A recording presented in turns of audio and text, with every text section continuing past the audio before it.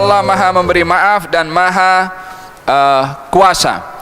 Idzan kesimpulan pada ayat pertama 148 dan 149 menyikapi tentang orang yang zalim, kita ada beberapa pilihan.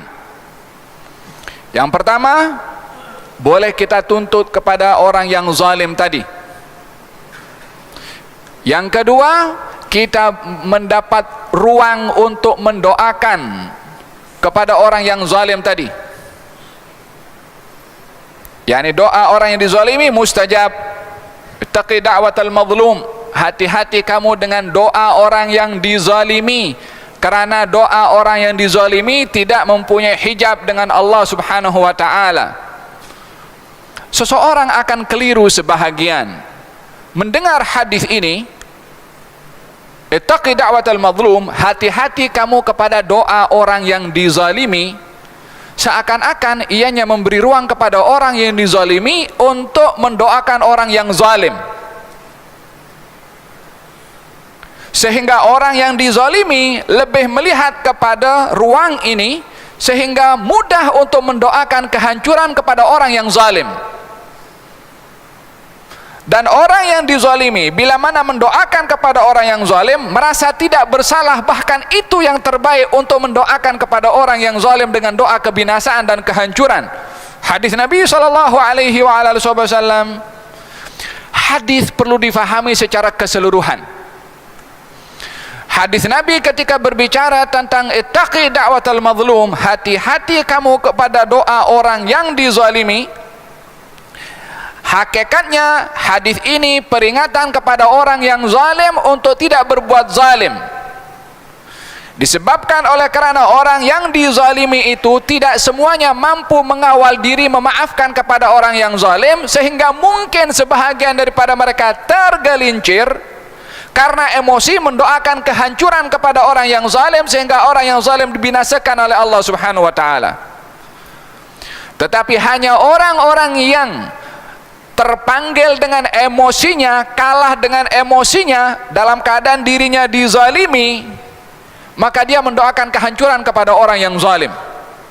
Tetapi bukan satu-satunya sikap kepada orang yang dizalimi untuk mendoakan kehancuran kepada orang yang zalim. Bukan satu-satunya sikap, bukan satu-satunya balasan membalas kepada orang yang zalim dengan doa kehancuran dengan dalil wattaqi da'watal mazlum, hati-hati dengan doa orang yang dizalimi.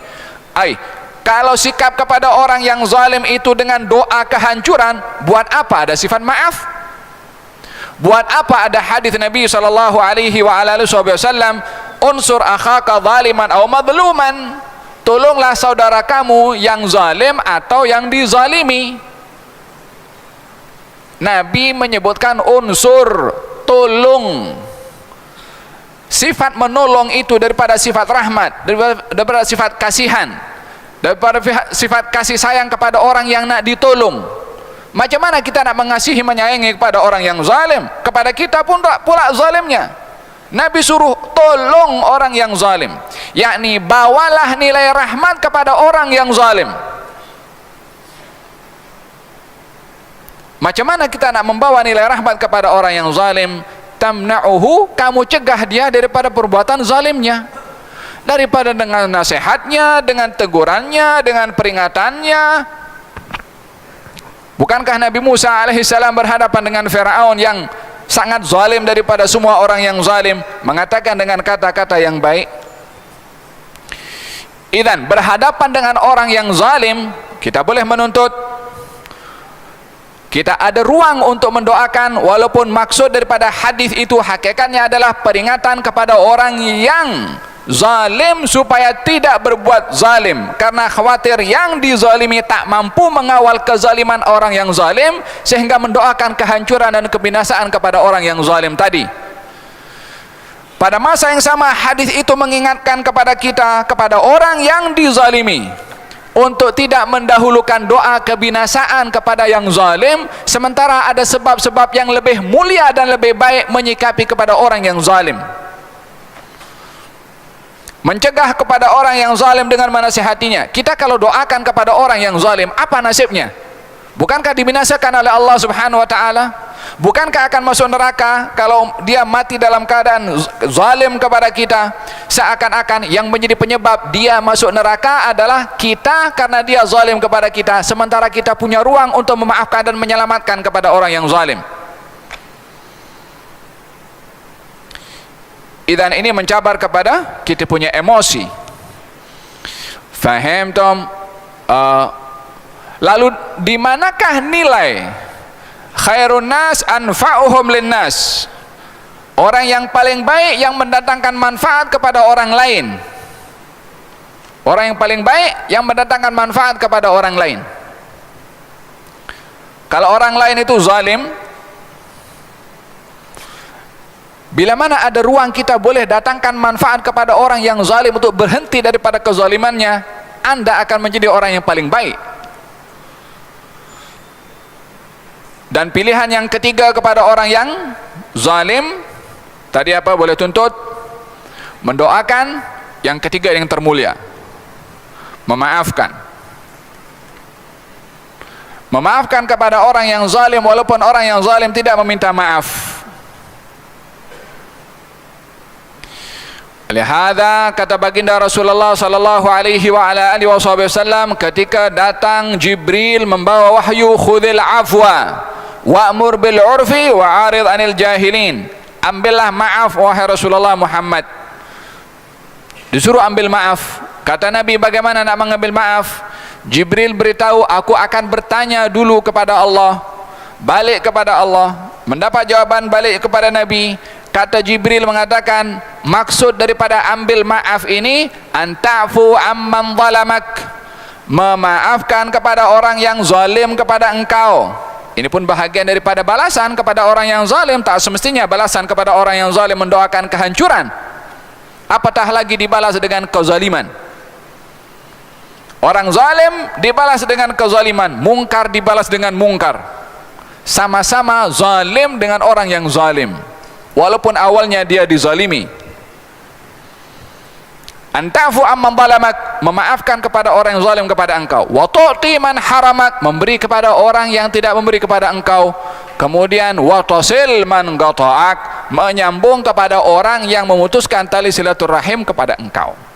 Idzan ini tiga perkara yang boleh diambil oleh orang yang dizalimi: menuntut haknya, mendoakan, walaupun ada ruang di situ, walaupun hakikatnya itu bukan satu-satunya maksud hadis.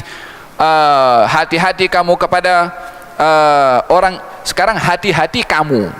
Kamu tuh siapa di situ? Orang zalim.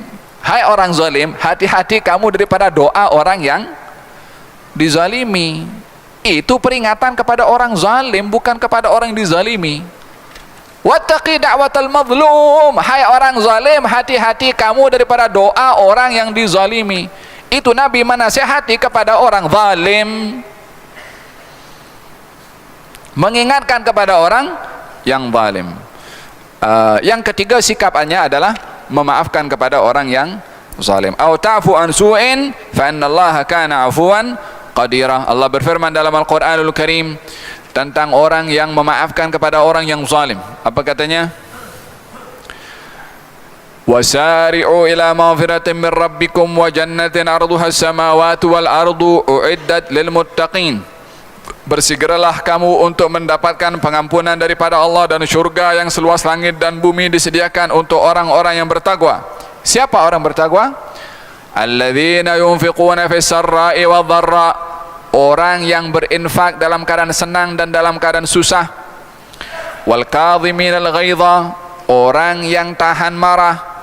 Wal afina 'anil nas, orang yang memaafkan kepada orang lain. Wal afina 'anil nas, memaafkan kepada orang lain, yakni tak kira siapa orang lain itu, muslim atau bukan muslim. Nas, orang, manusia. Karena pembicara berhadapan dengan kezaliman sikap orang, pada hakikatnya kita bukan berhadapan dengan orang itu saja, tapi kita berhadapan dengan emosi kita sendiri. berhadapan dengan orang, kita bukan hanya melihat sejauh mana kezaliman dan salahnya orang itu kepada kita, tapi kita berhadapan dengan diri kita sendiri untuk memilih sikap apa yang paling baik untuk kita. Sehingga bila mana seseorang menyikapi kezaliman orang lain dan dipandang kezaliman itu daripada dua aspek, aspek orang yang zalim dan aspek sikap emosi kita kepada orang yang zalim, baru kita akan betul memilih sikap yang mana satu. Tapi kalau kita fokus kepada kezaliman orang, maka kita akan terus marah, murka, maki kepada orang yang zalim tadi.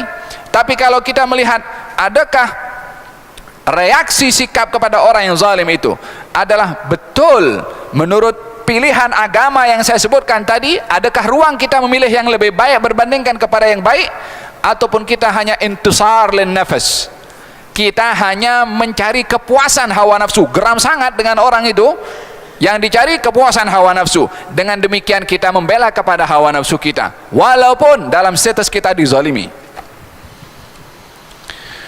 Faham tom? Walihada kata baginda Rasulullah sallallahu alaihi wa ala alihi wasallam, bila mana berhadapan dengan orang yang berkuasa, bila mana ianya penguasa yang zalim, apa kata Nabi sallallahu alaihi wasallam? Addalladhi haqqah, tunaikan apa yang menjadi hak kepada orang itu dan mintalah hak kamu kepada Allah. Mintalah hak kamu kepada orang yang zalim kepada Allah Subhanahu wa taala. Tapi hak orang yang zalim, walaupun dia orang yang penguasa yang zalim, tunaikan haknya. Tapi kita kalau tidak ditunaikan haknya olehnya, maka kita menuntut haknya kepada Allah Subhanahu wa taala. Dan demikian beberapa yang telah disampaikan oleh Nabi sallallahu alaihi wa ala alihi wasallam berhadapan dengan orang-orang yang zalim.